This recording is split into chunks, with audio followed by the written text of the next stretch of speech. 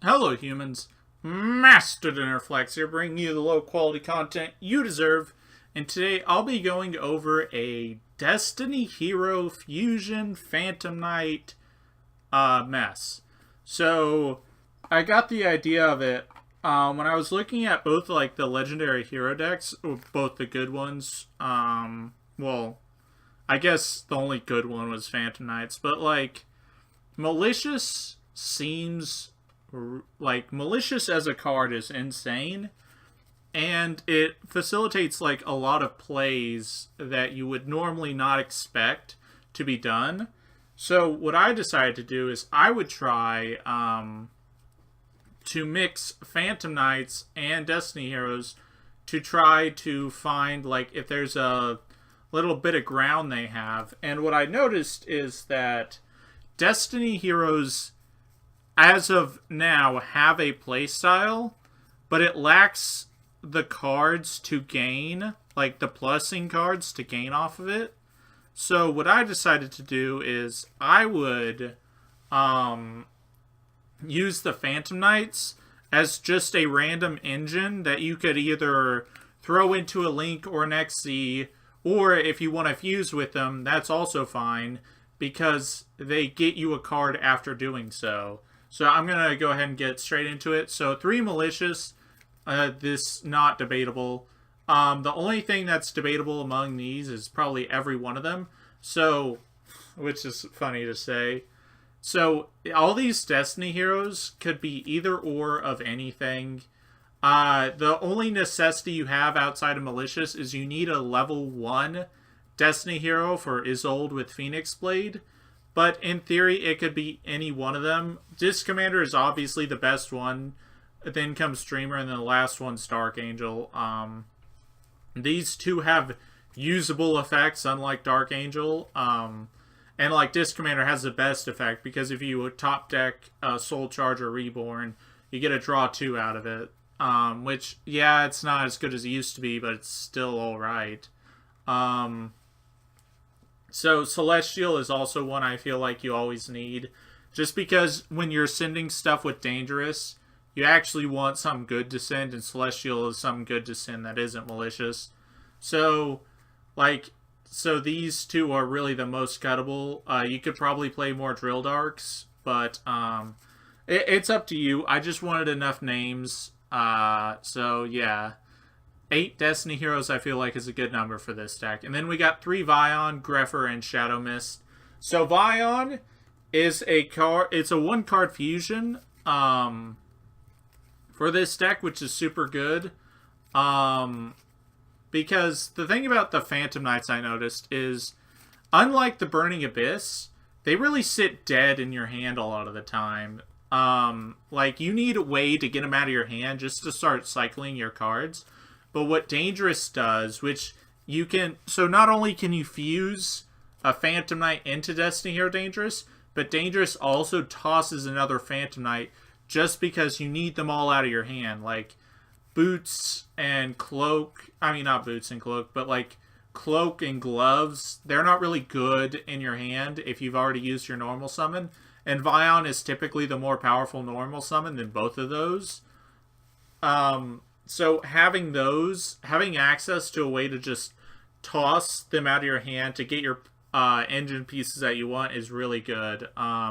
So Vion just searching Poly to just empty them out of your hand is super strong. And then, so it's a Phantom Knight engine, but with an extra Gloves, because I'm playing Pot of Acquisitiveness,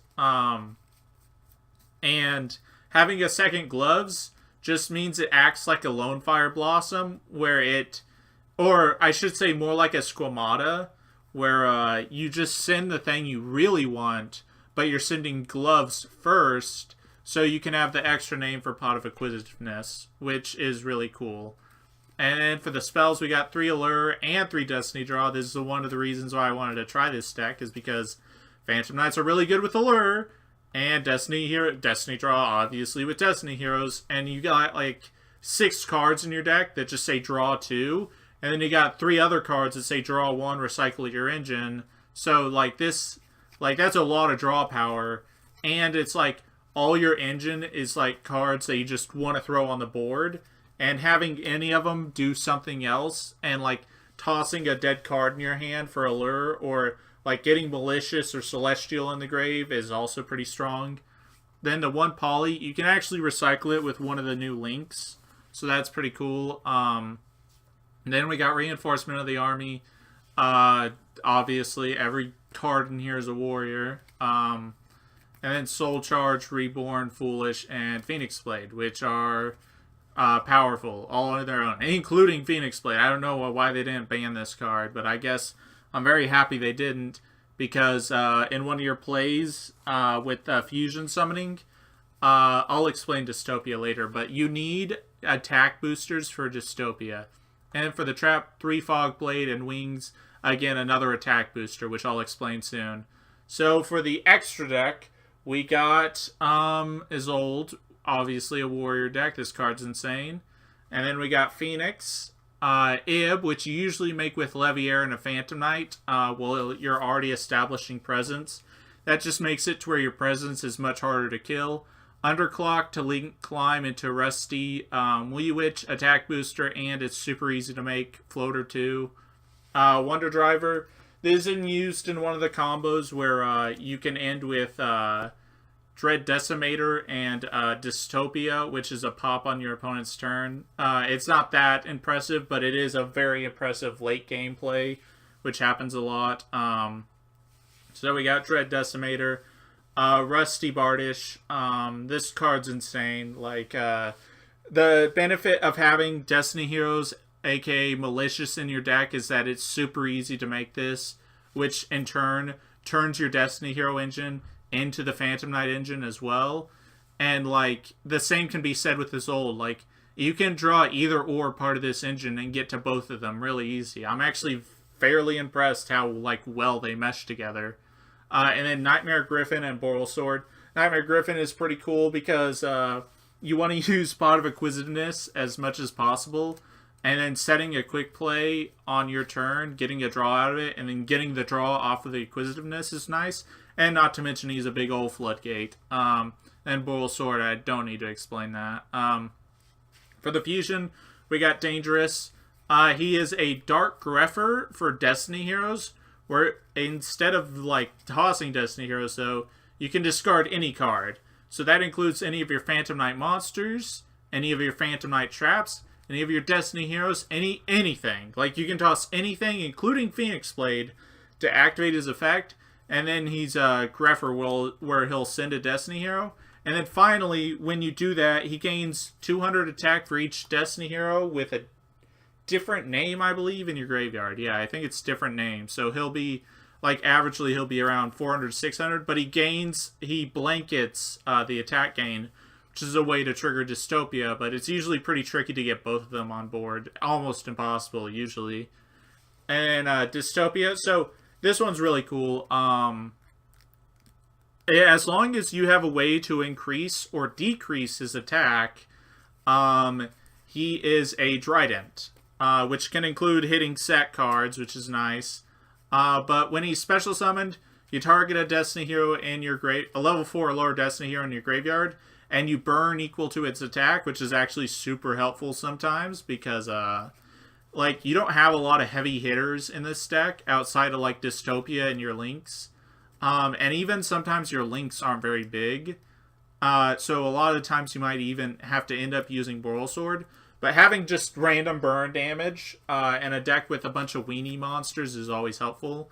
But more importantly, like I said, if his attack is different from his original attack, you can return it permanently to that original attack to pop a card on the field. So what's interesting is if you equip him with Phoenix Blade, he goes to 31. You can return him permanently to 28, and then he'll pop a card. However, he does not permanently stay at 28. So the Phoenix Blade no longer has an effect on him. But let's say you use Ancient Cloak. You can use Ancient Cloak on him to put him at 36, and he'll have another pop. And then like Wee Witch. and then you make Wee Witch later, he'll have another pop. Then you activate Wings later, he'll have another pop. So it restores him to his original attack until you get a new booster on him. And there are a lot of like boosting cards that just like Phantom Ancient Cloak, where it's just like a random boost you can add. So he's pretty cool. 2 Destiny Heroes is a little tricky sometimes, but like with his old and malicious, and just all your draw power, it's not too hard to make him. And he's just like really nice to have a free pop on your opponent's turn for disruptions to go with like your Fog Blades. And we got 1 Leviair. This is usually how you make Ib. What's really crazy is, well, this guy's insane. I really like him in this deck, but I only play 1 Breaksword and 1 Dark Rebellion. Not only is this like room extremely tight, which is why there's no Unicorn in here or like Bore Load, but I've never needed to make a second Breaksword, and there are times where I actually just straight up normal like make Dark Rebellion the old-fashioned way with 2 level 4s, just to trigger Rusty Bardish, and like that's fine because because there are 2 different decks in here. You're gonna have hands where you can't really make a Phantom Knight play, but you can make a Destiny Hero play, or you can make a Destiny Hero, like you have Destiny Heroes, but you can't make a Phantom Knight play. So you'll like have in between plays where you're ending like Azolde Phoenix, like have a couple of traps, or like things like that where you have random pluses, but like calculated pluses are sometimes pretty tricky. And one of those things is like how Breaksword, you kind of need to have a pretty heavy Phantom Knight hand with almost no Destiny Heroes or no Destiny Hero cards for Breaksword to come up. And usually in those scenarios, you probably don't have Bardish. And if that's the case, then Breaksword isn't really that impressive, because you can always trigger Rusty Bardish just by Fog Blading back a Breaksword out of your graveyard, which is fine too. Or you can always just like drill Dark into Celestial to make Dark Rebellion and also trigger the effect. So I didn't feel like you needed multiple of either of those. So yeah, and excuse me. And the side deck doesn't matter. Like, that's why I don't even have one. So, yep, that's about it. Thank you all for watching. Hopefully you enjoyed this video. And, yeah, if you want to see some replays, let me know. I'll probably be collecting them. I haven't played it too much, so I don't have any real good ones to show off. But this deck has been pretty fun, and it's actually had some really cool interactions I might show off in, like, the next video. So, yep, that's about it. Thank you all for watching, and remember, Master Dinnerflax will take your soul.